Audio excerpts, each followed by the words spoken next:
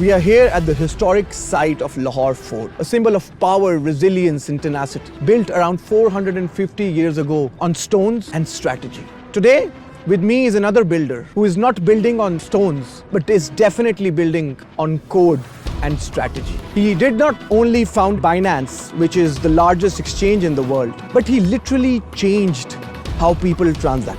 Today, ladies and gentlemen, marks a defining moment in the trajectory of Pakistan's advancing towards global economy, global finance and blockchain. It gives me immense pride to welcome CZ as a strategic advisor to the Pakistan Crypto Council. We're not just welcoming a man, but a movement. We are just not welcoming a name, we are welcoming a narrative.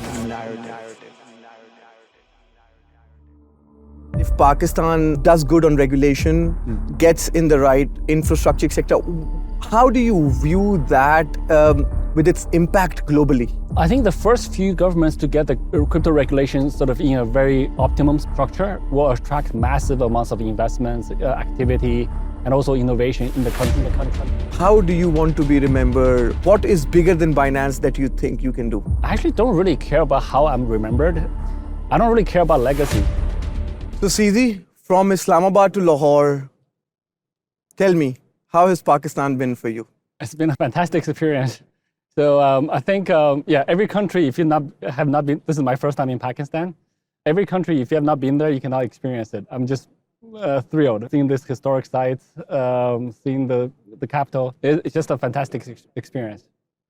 So you met the leadership today and you were kind enough to join us at the Pakistan Crypto Council as a strategic advisor, which of course, as I mentioned before as well, you are not just advising the council, you are inspiring a country which is one of the leading freelancer markets in the world, a country where the median age is 24, a country which is hungry for innovation. What is your outlook on Pakistan before you landed this morning and after spending a few hours? Yeah, I think before I came, Pakistan's always been a very active crypto market. As you said, the average age is very young. There's lots of young people, they're technology savvy, so they naturally gravitate towards crypto. So Pakistan has always been a very active market. Before, my perception was Pakistan's regulatory framework was, overall stance was a bit probably conservative towards crypto. But now after this trip, I think that completely changed. I think given the interactions I've had this morning with the leaders in this country, the ministers, it showed a very great, deep understanding and very serious participation. It shows how serious the country wants to be in the crypto world. So I think that's the biggest thing I learned on this trip is the level of commitment, the level of seriousness. I think I've probably met more ministers on this trip than in most other countries, to be very frank. Well, would you say, as there is the greed and fear level in the markets, where would you rate Pakistan's seriousness when it comes to blockchain and crypto adoption? Very high, very high. Very so, high? Yeah. So I did not expect that, to be honest. I think it far exceeded my expectations. You've mentioned a few times that you believe that crypto adoption will come in from the emerging markets. Yeah. So let's talk about Pakistan. Pakistan does good on regulation, gets in the right infrastructure sector. How do you view that with its impact globally? I think the first few governments to get the crypto regulations sort of in a very optimum structure will attract massive amounts of investments, activity, and also innovation in the country. So I think getting that right is critical, and especially for a high population country like Pakistan, and then a young population. I think getting that right. I think you have feedback from very many young people that they're financially better off because they were able to access blockchain or crypto. So credit to you. We're only providing the tools, but I think getting the regulatory framework in the optimum state is very important and will give the country a huge lead. But I think based on the discussions I've had on this trip, I think Pakistan has a huge potential.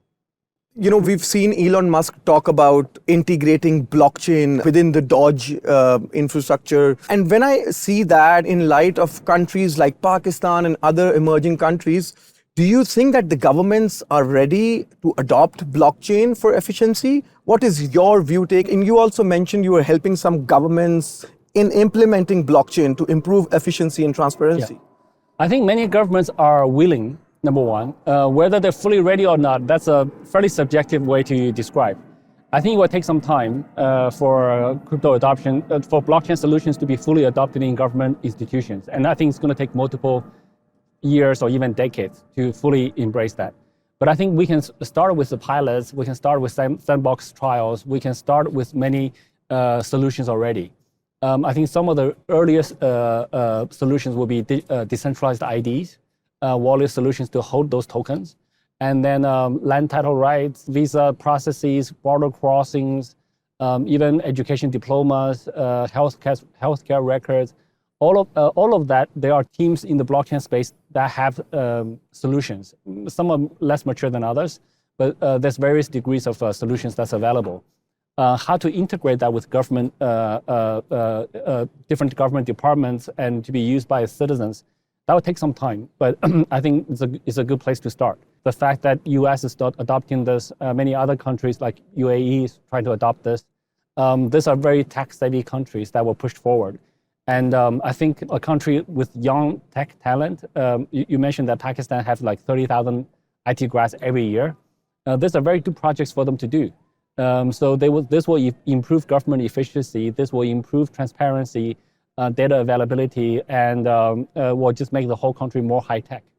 So those 30,000 graduates are waiting for somebody, a messiah to come and put in the right regulatory framework, the right policy. If we sign on the right policy, that can change the future of this country. Absolutely, absolutely. And this is where we would need your support. I'm very happy to support it. I'm not a messiah by any means, but I'm very happy to support and give whatever I know. Yeah. So when we talk about governments, so there is a use case of blockchain for efficiency, for transparency.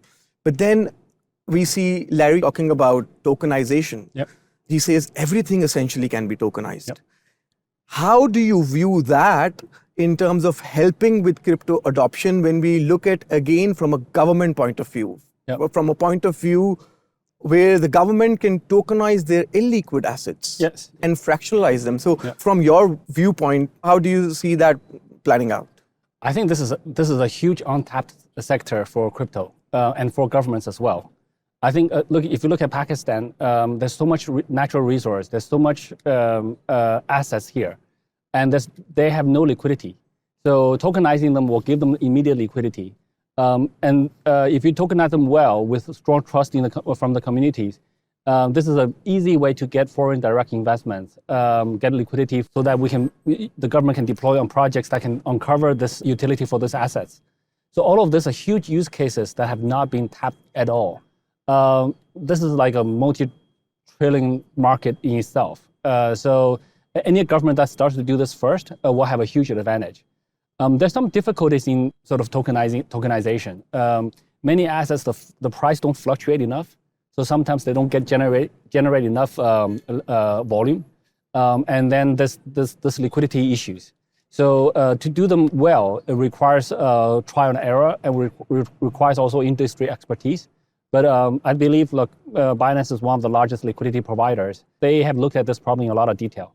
So I think with their support, we can together experiment and solve and unlock this sort of market. Yeah. How long do you think before this becomes more trendy and will become like a meta? That's hard to predict, but I think you mentioned like the BlackRock in the US is doing the build RWA is now like $2 billion market cap within a few weeks, really. So it could grow very quickly with the right support, with the right backing. But at the same time, it could be, the market is not ready for it. We have to try and see. Yeah.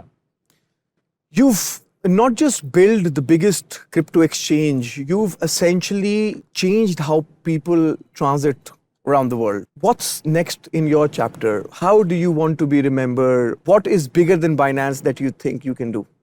I actually don't really care about how I'm remembered. I don't really care about legacy. I don't care about fame. I don't care about power. I don't care about money.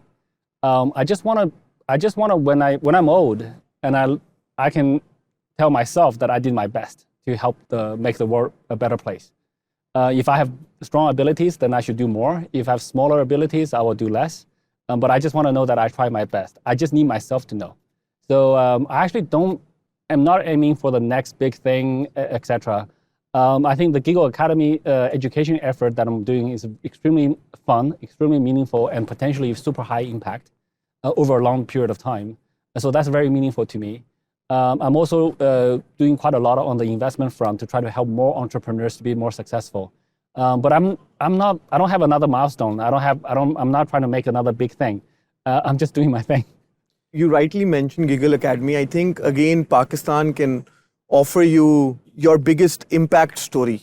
We have between 20 to 25 million children who are out of school. And we are at your disposal to integrate and to push Giggle Academy into Pakistan for these children. And how do you think blockchain education can help them grow? Well, there's a couple of things. I think I'll be very happy to push Giggle Academy to any kids who have no access to education today. So, but Giggle Academy is actually not a blockchain project right now. It's a complete pure education project. I believe free education should be free. It should be available to everybody and should be delivered digitally. We can also partner with physical schools, etc. But the core, if the kids don't have access to that, we should be able to deliver that digitally to them. This doesn't have too much to do with blockchain. I just want to help kids get access to education.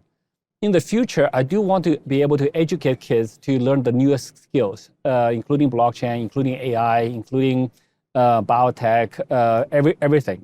So I want to help get kids better jobs through education. So I think this is a huge impact over many years. But this doesn't have to be a pure blockchain. Doesn't have to have anything to do with blockchain, at least for now.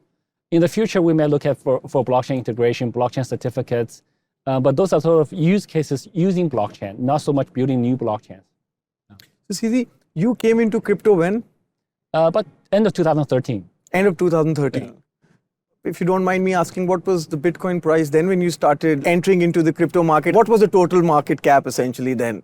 I think when I first learned about Bitcoin in July 2013, it was about $70. $70. It went to like $1,000 by December, and I still haven't bought very much.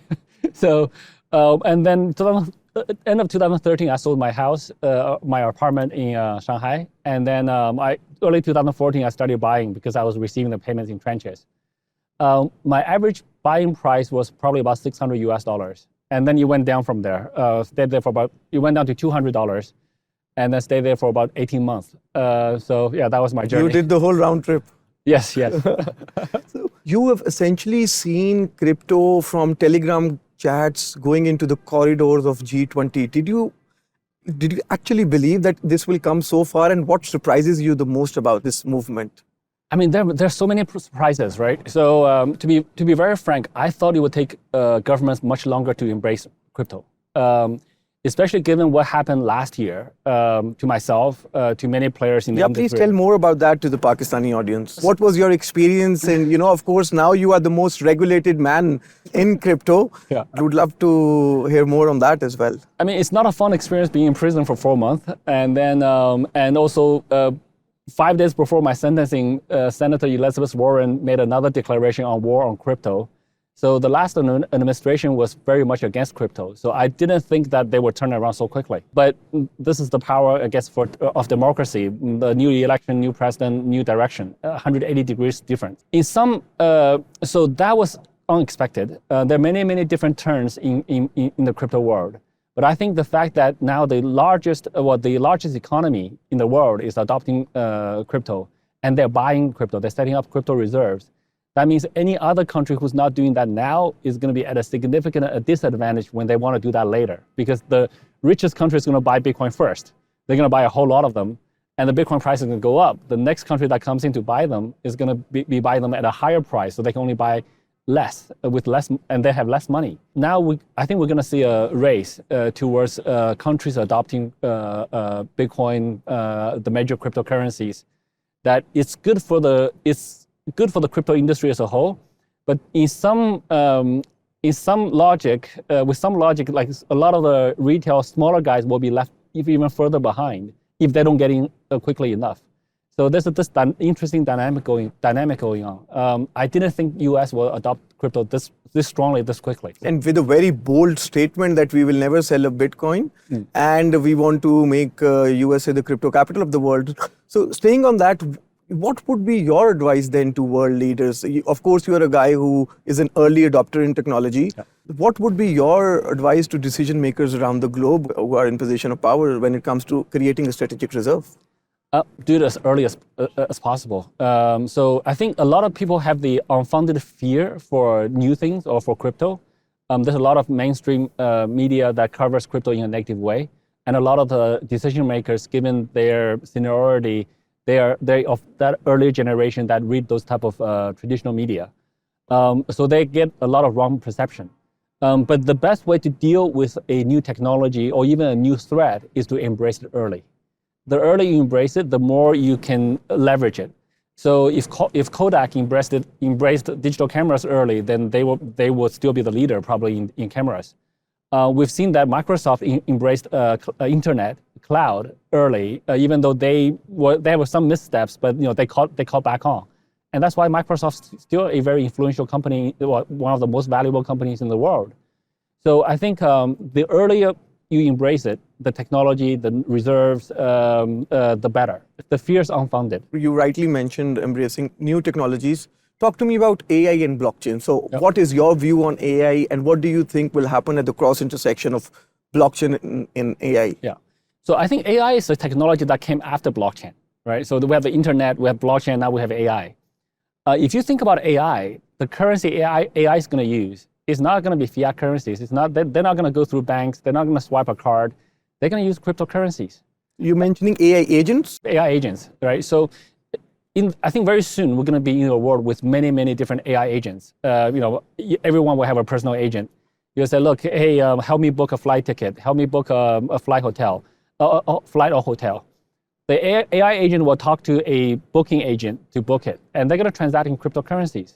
At least they're going to use the blockchain technology. It's going to be so much faster, so much cheaper, so much less middlemen, so much less delays.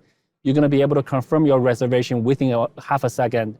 So all of that stuff is coming. So AI is going to leverage all the tech that blockchain offers, and they're going to leverage this new money technology. Blockchain is also used for AI in terms of gathering training data in a privacy-preserving way, in a self-governed, self-data sovereignty kind of way. So I think blockchain is very fundamental for AI development. AI also going to increase the use case for blockchain. The two technologies are not tied at the hip, but they're going to use each other, right? So it's like e-commerce with the internet kind of thing. I think AI has many bigger, more wider use cases than blockchain. Blockchain is really for record keeping, for record verification. But AI has a much bigger use case in almost every different area. So, but AI is going to make blockchain bigger, and blockchain is going to make AI better. So then, based on this, what would be your message to one of the leading freelancer markets of the world? People here, young IT graduates, what would you tell them? What direction? Where should they invest their time to learn before they can earn? Yeah, I think it's very critical to learn both technologies, both blockchain and AI. I think AI is going to replace quite a lot of the simple work very quickly. The robots are going to replace a lot of the manual work very quickly. With a large freelancer economy, it's very important to embrace the newest technology so that you're doing the intellectual work. There's still so much to be built in the blockchain industry, and the blockchain industry pays really well because there's a huge competition on talent in the blockchain industry. I would say probably there's probably even a higher competition on blockchain on AI talent because there's less AI talent today. So I would encourage young people to learn about AI technologies in deeply so that you can get jobs there. And in both fields, the job pay really well. So I think the easier work in the future will be gone. It's all intellectual work. So you are telling me a 19-year-old girl or a boy with a laptop and an internet connection, if they start now, they can be a CZ in a decade. They can be like you in 10 years' time if they start investing their energy into learning. Absolutely. They will outdo me because there's more opportunities in the future and there are bigger companies to be built in the future. So they can outdo me for sure. It actually just takes a little bit of a mindset to always learn, always improve yourself, always work hard. If you adopt that mindset and you accumulate over many years, because accumulation is compounding, right? So every little bit you accumulate, if you accumulate 1% every day or every year, let's say every week, it's going to compound later on. And more opportunities are going to come to you. So if you don't do that, then you're going to flatline. And the future world will be unkind to the people who flatline. Those work will be replaced by robots, by AI, etc. But if you keep improving yourself, keep working, it's not that hard. It just requires a bit of a mindset change and being diligent about it and being patient. And there's way more opportunities in the future than there were in the past. That's very encouraging to know. My last two questions. What would you say to Satoshi Nakamoto if he or she is watching this right now? I'll say just do whatever he or she does. I think it's a great thing that he or she disappeared. I actually think today is not good for crypto if we find out who he or she is. Yeah. Governments will go after him. The media will go after him. There will be so I think one of the strongest properties of Bitcoin is it's truly decentralized because we don't know who the founder is. So I'm sure the founder is doing fantastic if he's still around or if it's a person. Just do whatever he or she does. And I think definitely he or she is not short of money. He or she is extremely smart. So yeah, just don't show up. Do you get that you are Satoshi Nakamoto? No, I'm definitely not. I'm not like Satoshi Nakamoto didn't have to go through the troubles I went through. So obviously I'm not as smart as he is. So if I was smarter, I would have to go through the troubles I went through. Yeah. Where do you see the crypto market going, and what do you think are kind of overrated buzzwords? Right now, we are seeing a lot of turmoilation and correction in the market. Yeah. To people who are still holding, what is your advice? What do you see happening in the next 18 months? Yeah, I think it's always very difficult to predict the short future. I think there will be many cycles of different sectors in the space. We've seen that with NFTs. They came and they became a bit smaller now. I think meme coins are highly likely to follow that route. I think there will be a few meme coins that will stay, that have the sort of a culture, funness that will stay. But the majority, I would say 99.9 something % of the meme coins will die or trend to zero. I think we're already seeing the cooling of the meme coin sector right now. I think meme coins came to be because in the last few years, if you work on any utility project, the US SEC will sue that you're operating on securities.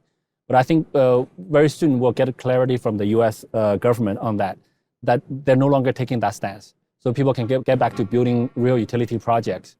I think the industry will shift hopefully back towards utility projects. I think longer term, utility projects will stay. And I think there's so many things to be built in the AI space, in the decentralized science space, in the decentralized social space, in RWA assets. So there's so much things to do. I don't know which one's going to be the next hot thing. For example, at the beginning of 2017, I probably would not have predicted, even by April 2017, I probably would not have predicted ICOs. By June, it was all the rage, and then it lasted for six plus months, and was a bull market. So things can happen in that short period of time. What I see is there is actually a lot of money in crypto still, but a lot of money are chasing the sort of quick returns, etc. So they're becoming less patient. But I think if we can bring up a few strong long-term building projects, the money will shift there. So we just got to support builders. Yeah. We are still in the bull market? I think we still are. Today was not a good day, but today I think it's because of tariffs, news, stock markets tanking, and they drag crypto with it. I actually think that crypto generally follows 4-year cycles pretty closely, historically. Doesn't mean we can predict the past or the future, but I do think that I do see there's still a lot of strength, a lot of money in crypto that are ready to invest. What I see is the people with money that complain there's nothing to invest. Sure. And the builders are complaining that they're not getting the attention. The meme coins are kind of there, struggling a little bit as well. So I think hopefully if we can sort of push the right long-term building projects out, and shine the spotlight on them, give them the exposure, and the money will follow them. And then we may even see another, I don't know, bull run. I don't think we're over yet. I'm not predicting the markets. I'm very bad at that, but I'm always bullish. So long term, you are bullish. Long term, without being a financial advisor, you think we're gonna hit $1 million Bitcoin this year? Oh, this year I'm not sure. But you are confident that we will. Over time, yes. I don't know if it's next month, this year, or next year, or however long, but eventually we will. I think we got enough momentum that this technology is just starting. I think people kind of have very high expectations for everything to happen instantaneously. So back in 1995, people wanted real-time video conferencing. Even today, video conferencing doesn't work that well all the time, right? We still have, hey, can you see me? Can you hear me? Kind of thing. So it takes multiple, in 1995, people want e-commerce, but the payment infrastructure wasn't there. The logistics infrastructure, the delivery wasn't there. So it took many years for Amazon to develop that. So I think people underestimate the amount of time required to develop an industry, and they're less patient. But I think longer term, though, we've seen, we've been around, crypto been around for like 15 years. But the first few years, nobody cared about it. And the next few years, everyone's skeptical about it. And now people are just starting to be more serious about it. So for me, we're just at the beginning. So I think we have many more decades to build this industry. So we'll definitely hit $1 million, I think. Amazing. Yeah. CZ, it is an absolute pleasure to have you here at this amazing location in Lahore. Yeah. And I'm super proud. You are not just a man, you are a movement. And you are not just a name, you are a narrative. And Pakistan is super happy to have joined this movement and this narrative. We look forward to building the future with you.